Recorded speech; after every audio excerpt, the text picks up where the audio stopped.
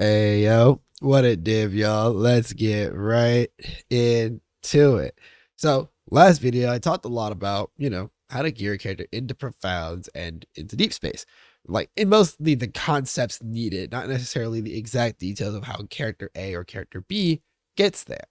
And while I'm working on an example for deep space with my Chubba 1 character who is almost ready to go, realized I could take like a day or two to go, explore a little bit, try some builds I haven't tried before. And so that leads you to this video, Carino 2 Wilt Ice Lances.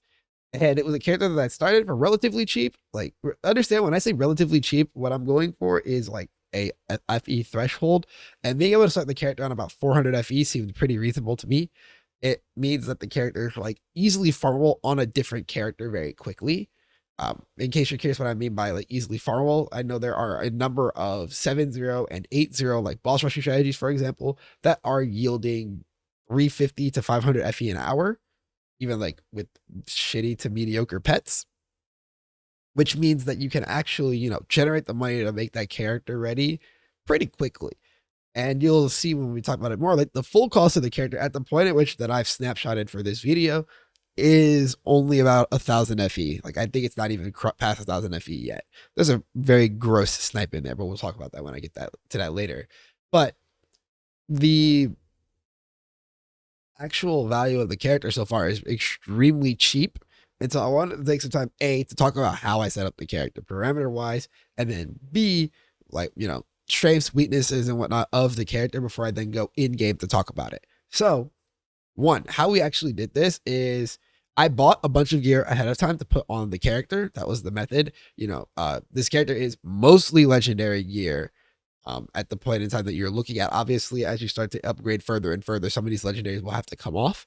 But, being able to start on like double memory, evil heart armor, Valerie's night stroll, chaos abyss, double traceless pain, like most of the gear slots are legendaries. And then I think even in the rare, like you could do things like eternal sea fog, or if you wanted to a rare there instead, but I did eternal sea fog to make it even easier on myself, right? So that's leaves me with 2 slots on the entire character that have legend, like non-legendary gear in them. And you could technically think of replacements for the legendaries in those slots. I just didn't. Or for legendaries in those slots. I just didn't do it, right? So it makes the character very easy to replicate where it was. The pets on that character, I'll show you, are not actually impressive or anything. It's very, very easy setup to copy and very much obliterated 7-0 content as I figured out how to like put it together. The only thing that I would say felt necessary is that you do need to make sure you have the exclusive supports for Ice Lances. The skill just feels substantially worse without it. So keep that in mind. If you are looking to replicate the character, you do need to have that support. It does really just change the game on how it's played. That shouldn't be surprising. Exclusive supports do that for everything. As far as the actual pros and cons of the build go, the pros are it has an overwhelming amount of single target damage. Honestly, like it's actually really impressive how fast the damage hit where it did. Like part of why making the video so soon and why the investment so low is because my original plan was to see like what a character looks like at about 4,000 to 5,000 FE. And I realized that 4,000 to 5,000 FE on this character, it would be like 50 billion plus already. Like I would be annihilating the game. And I wouldn't even really need to stop there because it'd be so easy to farm money on this character to go further. Which means that it is lined up to be a second character for me, which is the second major pro, is that it is definitely a character that scales very well with investment through multiple vectors of scaling, right? It has the standard dot scaling packages, right? And then, it's Wilt on top of that, which gives it some additional options for scaling. Some of the scaling for it is actually out of the way of other damage over time builds. You still also get to benefit from, just standard level scaling. Additionally, there is the jump and projectile scaling from being Carino to Ice Lances with exclusive supports, right? You are able to really benefit from all of them, especially the multiplicative nature of the interaction between projectiles and jumps on the character. Very, very high scaling way to play the character. Beautiful. And the third thing is that it is actually just a really comfortable and fast play style as you get further and further along in investment. As far as the cons go, the leveling of this character, if you do not tweak it, is miserable. Like, I now understand why both guides of the on Heroic and the guides of the past on Max Roll both said, yeah, don't level this as your first character. Come back to this when you have some money. Because yeah, they kind of need to I don't know, like do some stuff to make that experience a little bit more palatable, if you will. But once you get out of leveling, it's fine. Two is that, before the exclusive supports, it does feel like kind of mediocre. It still has fine damage, but it's very noticeable the jump in damage once you do actually have the supports. And third major con, at least in my eyes, is that the build does actually seem to get relatively expensive on the high end, but it's only on the really, really high end where I think everything is expensive. But I mean, considering the fact that, like I said, it's sub 1,000 FE and we got to profound level, like we got to like 10, 15 billion DPS already at level at 1K investment level 90. Like this character feels like it's going to balloon into profounds very, very easily from here, and it means that you could like definitely take it up a notch. And I feel the need, before we go into it any further, to also give a shout out to Secret Trader. He's the guy who actually made the guide for this character on Hero Week, so that you can look at some of his notes for going even further, or there's a number of characters that are on the ladder to take notes from. I just wanted to shout out Secret Traders again on the site, because I did actually use this as the inspiration for how I leveled the character. I made some of my gearing decisions with a friend as opposed to with this guide, but that's because my friend is playing the character and she's got over 10 trillion DPS. So, I'm taking her opinion. I think that's pretty reasonable. Wouldn't you agree? So, all that said, let's get in game. I want to actually show you guys like the makeup of the character, and then you'll like have the build codes and whatnot in the description below. Let's go. Alrighty. First things first, right? Let's actually just show you the damage. Oh wait, forgive me. I forgot to reset my skill bar. I was like, what feels wrong here? It might actually be that my skill bar is just a little bit different from the last time I played this character, because my skills are in a weird place, and I just kind of move stuff around while I was. So, one of the noteworthy things about playing Carino 2 is this ammo mechanic that he has, where you'll be like dashing back and forth to reset your ammo, and it looks kind of goofy. This is one of the downsides of self-casting, is that you have to constantly break your sequence to dash and like keep it applied this way, right? You'll see constantly spiking up towards around 10 billion. When I decided to like call the character, it was like a consistent 10 billion. I don't know what I'm doing different right now. It might have to do with like preparation lineups or something. I never really know. But you'll notice that you spam it, you get it down into this line, and then you need to constantly blink to reset your ammo. This is one of those things that actually, if you remember the patch notes from this season, if you were playing before and you saw that there was a nerf that removed the movement tag from Path of Flames, this is exactly why, because we used to use Path of Flames to ignore this, right, through this trait Malice Charge. This is also going to be the trait that is the most important to level up on the character going forward, because it increases the shotgun coefficient of your skills. And that's a lot of damage. So we want this increase, we want this trait. Then, like these other two traits are good, but not as good, right? Like this, like +1 jump here is hot. And this like damage is okay or whatever, but like this is the trait that you really want the power out of. And it's going to be like a part of how the character actually like goes, right? As far as the actual gearing, it's just a quick scroll there. You can see I wasn't kidding when I said that this is legendary gearing, which some of the costs, honestly, like I have it in the sheet that's in the description, that a lot of the costs that I paid for some of these gear pieces is definitely because I was prioritizing just not having to roll energy on them. So I bought a lot of high energy pieces because yes, I am lazy. But this was like a very, very strong character. You'll see, I think I had this one corruption existed because it was just like actually cheap. I don't know why this one was so cheap, but like I'll take it. I was mostly glad to just see that it was a 40% skill damage one, or skill damage as well one. When getting your traceless pains, make sure they are 1 second. It's a very, very noticeable difference in damage, getting like a 2 second versus a 3 second versus a 1 second. 1 second is substantially better. It is worth the additional price to get 1 second if you can afford it. Valerie's Night Stroll, very nice boots that you just need to get a good movement speed roll on. A lot of the rest of the work from it does it on its own.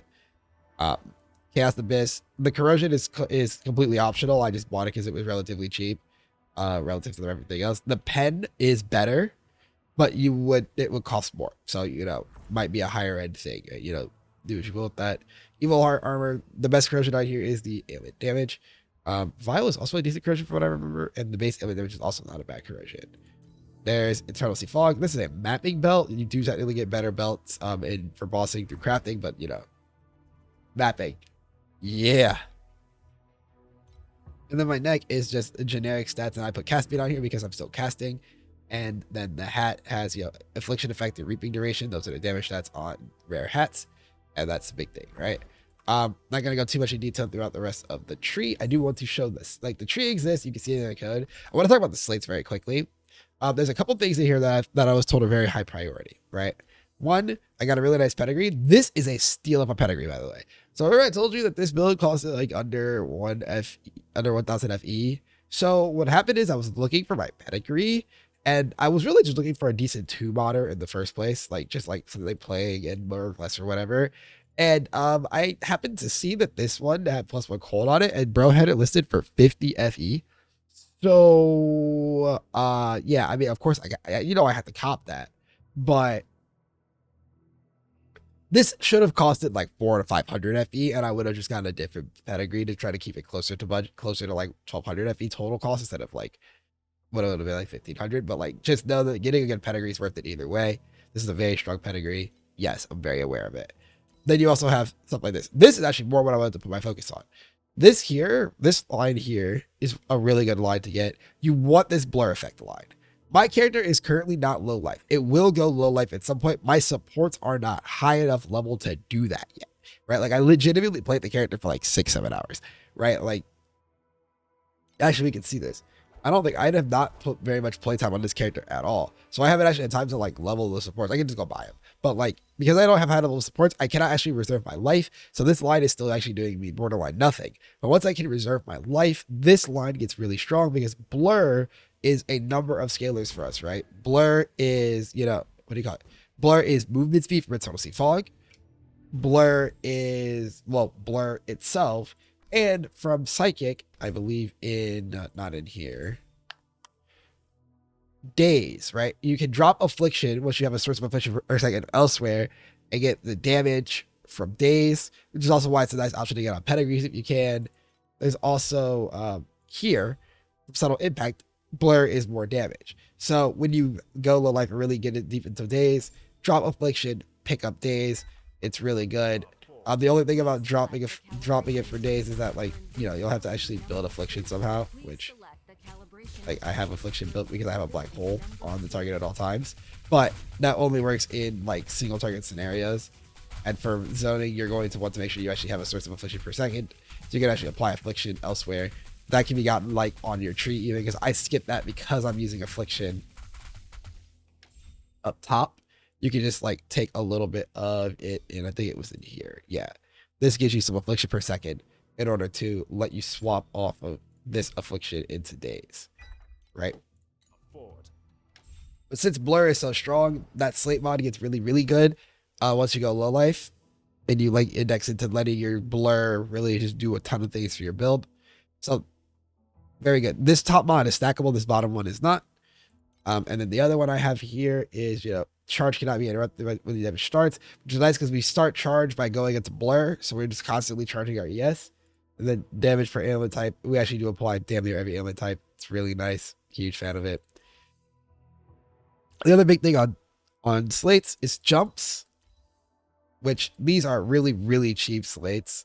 They give you jumps, and this allows you to get some agility blessings. Very nice, right? That's slates. Other stuff that you'll see in the thing, like just standard support stuff, and you'll see, you know, boom, boom. But you can see here that like Deep Pain is meant to be on my life to like actually make this all work. As far as where this character goes next, I think the guide by Secret Trade Watch put you in a lot of directions.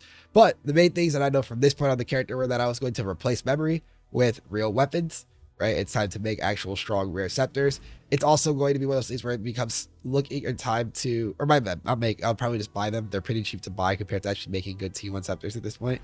Unless you wanted to save up for making priceless ones, but you'd have to look at the pricing on that yourself. I'd probably want to go to T1, like buy a pair of T1s first and then start looking at that. The other angle as far as where your gear will have to go up from there is definitely in the like getting into low life, getting yourself survival in low life area, and memories, right? Memories, slates, getting better candles, because my candles are basically just generic stats. I think my candles right now are +1 jump each, but they could be a lot stronger than that, right? The character, trust me when I tell you, the character leaves you plenty of room to really just run with reckless abandon and get your damage up. Also, you can get better pets, but I don't have those. Anyways, that's everything for me here. If you have any questions about it, feel free to ask questions in the comments down below, or you can come by on stream. I will tell you that I'm not like the biggest professional on the build and how it will scale in like into the trillions of DPS. Haven't done it yet personally, but people on my chat do know, and like if you come by the Discord especially, like you can get some questions answered, right? Anyways, thank you guys for watching. I will see you guys in the next one. Peace.